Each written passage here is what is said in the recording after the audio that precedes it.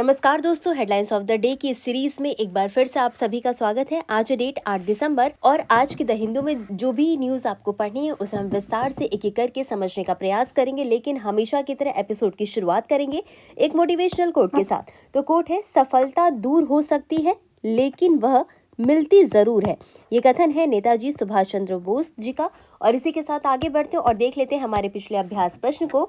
तो प्रश्न था, आरबीआई की मौद्रिक नीति समिति ने हाल ही में रेपो दर में कितने बेसिस पॉइंट यानी बीपीएस की कटौती की है? आपके ऑप्शन से ए 10 बीपीएस, बी 15 बीपीएस, सी 25 बीपीएस या डी 50 बीपीएस। और इस प्रश्न का सही उत्तर है विकल्प सी 25 बीपीएस। आप में से बहुत से लोगों ने इस प्रश्न का बिल्कुल सही जवाब दिया था और इसके एक्सप्लेनेशन को आप हमारे पिछले एपिसोड में जाकर के देख सकते हैं। और इसी के साथ एपिसोड की शुरुआत करते हैं आज की पहली न्यूज के साथ। तो पहली न्यूज है, it is essential to nurture inheritance and pass it on to future generation. और ये जो आपका टॉपिक है वो आपके जीएस पेपर 2 आईआर से संबंधित है।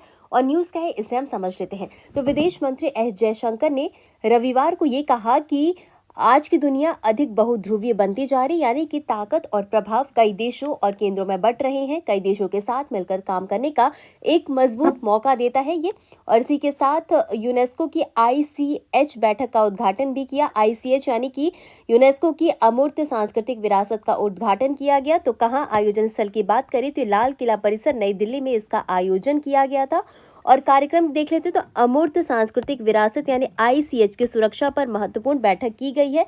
और इसी के साथ इसकी अवधि 8 से 13 दिसंबर है, यानी कि 8 से 13 दिसंबर तक इसकी बैठक की जा रही है और इसमें विभिन्न देशों के प्रतिनिधि शामिल होंगे। आपको बता दें कि भारत के पास कई यूनेस्को विश्व धरोहर स्थल है और विश्व भर में संरक्षण, संवर्धन और सांस्कृतिक परियोजनाएं संचालित कर रहा है। और अमूर्त विरासत का संरक्षण भारतीय जुड़ाव का एक महत्वपूर्ण आयाम भी है। विश्व एक बहुलवादी परिदृश्य यानी कि जिसकी ताकत उसकी विविधता और जटिलता में है। इसमें चुनौतियां तब आती हैं जब हावी होने, किनारे करने, खारिज करने या नष्ट करने के प्रयास होते हैं। ऐसे प्रयास सांस्कृतिक संतुलन को प्रभावित करते हैं।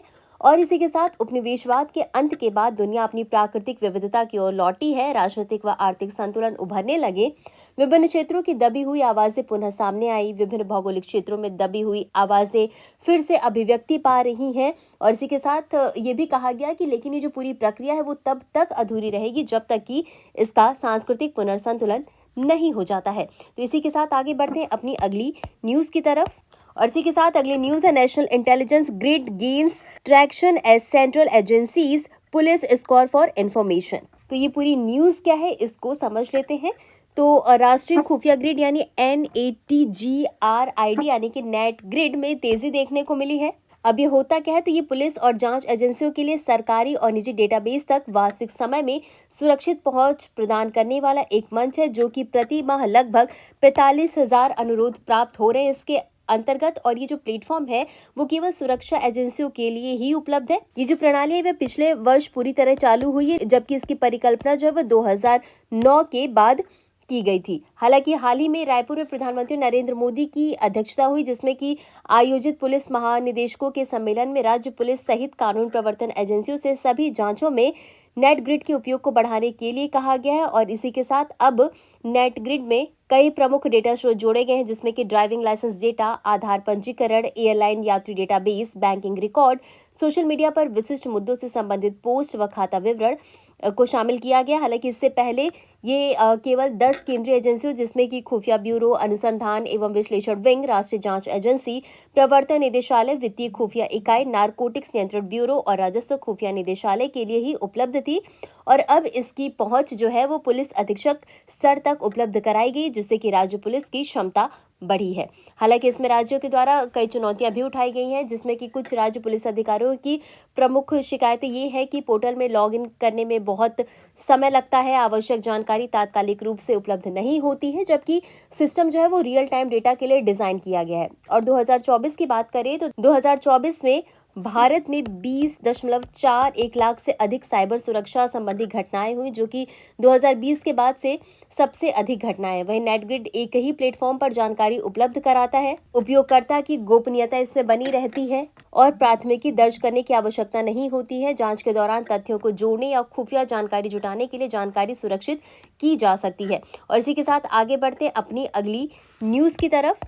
तो न्यूज है 91 MOUs worth 36,660 crore rupees inked at Tamil Nadu rising summit in Madurai. तो ये जो आपका पूरा टॉपिक है वो आपका जीएस पेपर 3 इकोनॉमी से संबंधित है, साथ ही साथ डेवलपमेंट से भी संबंधित है। तो पूरी न्यूज को समझ लेते हैं। तो मुख्यमंत्री एम.के. स्टालिन ने हाल ही में तमिलनाडु सरकार की समान और क्षेत्रीय रूप से संतुलित विकास के लिए प्रतिबद्धता को रेखांकित किया है और उन्होंने ये घोषणा की कि राज्य ने पिछले 4 वर्षों में 11.38 लाख करोड़ रुपए का प्रतिबद्ध निवेश आकर्षित किया है, जिससे कि कुल 34 लाख नौकरियां सृजित हुई हैं। और इसी के साथ सम्मेलन के परिणाम स्वरूप कुल 91 समझौता ज्ञापनों पर हस्ताक्षर किए गए, जिससे कि 36,660 करोड़ रुपए का संचयी निवेश होगा, जिसमें जो दक्षिणी जिलों में औद्योगिक विकास को गति देने की सरकार की योजना का एक बड़ा कदम है। और इसी के साथ कुल 56,766 नौकरियों के सृजन के माध्यम से मदुरै क्षेत्र को एक औद्योगिक केंद्र में बदलना भी सरकार का उद्देश्य है। हालांकि सरकार ने दक्षिणी क्षेत्र को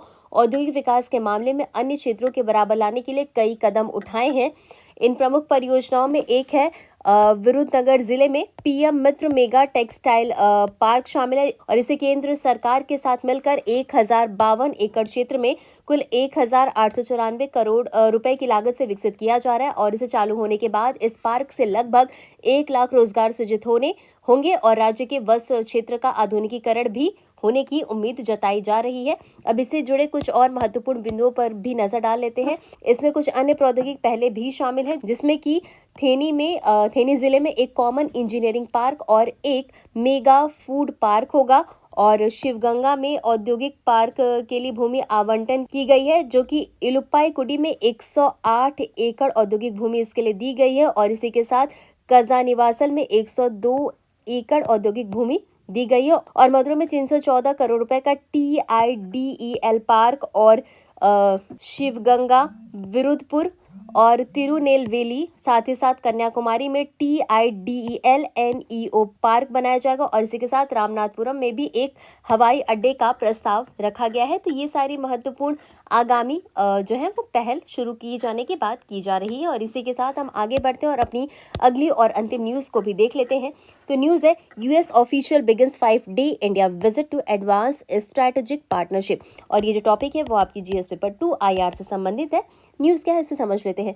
तो रणनीतिक साझेदारी को आगे बढ़ाने के लिए अमेरिकी अधिकारी का 5 दिवसीय भारत दौरा शुरू होगा और इसके बारे में जो महत्वपूर्ण बातें हैं हम उसे समझ लेते हैं। तो रूसी राष्ट्रपति व्लादिमीर पुतिन की भारत यात्रा के एक दिन बाद अमेरिका की राजनीतिक मामलों की उप विदेश मंत्री एलिसन हुकर रविवार को अपनी 5 दिवसीय यात्रा पर रवाना हुई हैं और ये जो पूरी यात्रा है वो नई दिल्ली और बेंगलुरु तक जाएगी और इसमें सुश्री हुकर और विदेश सचिव विक्रम मिस्री सहित वरिष्ठ भारतीय अधिकारियों के बीच जो है कि बैठकें शामिल होगी और अमेरिकी भारत रणनीतिक साझेदारी को आगे बढ़ाने और अमेरिकी निर्यात को बढ़ाने सहित आर्थिक और वाणिज्यिक संबंधों को गहरा करने और साथ ही साथ AI यानी कृत्रिम बुद्धिमत्ता और अंतरिक्ष अन्वेषण सहित उभरती प्रौद्योगिकी में सहयोग को बढ़ावा देने पर ये जो पूरी चर्चा है वो केंद्रित होगी। साथ ही साथ इस चर्चा में क्षेत्रीय सुरक्षा, आर्थिक सहयोग और हिंद प्रशांत क्षेत्र में साझा प्राथमिकताओं पर भी चर्चा की जाएगी।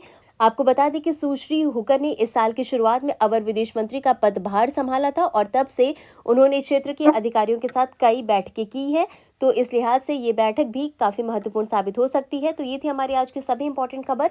अब बारी है आज के अभ्यास प्रश्न को देखने की। तो प्रश्न है, अमूर्त सांस्कृतिक विरासत यानी ICH की सुरक्षा पर यूनेस्को की बैठक 2025 में कहाँ आयोजित की जा रही है? आपके ऑप्शंस है A स्वर्ण मंदिर परिसर, B लाल किला परिसर, C राष्ट्रपति भवन या D इंडिया गेट। और इस प्रश्न का उत्तर आपको हमेशा की तरह कमेंट बॉक्स में देना है। आज के लिए बस इतना ही और इस प्रोग्राम की PDF आपको हमारे टेलीग्राम चैनल पर मिल जाएगी। तो आज के लिए बस इतना ही। धन्यवाद।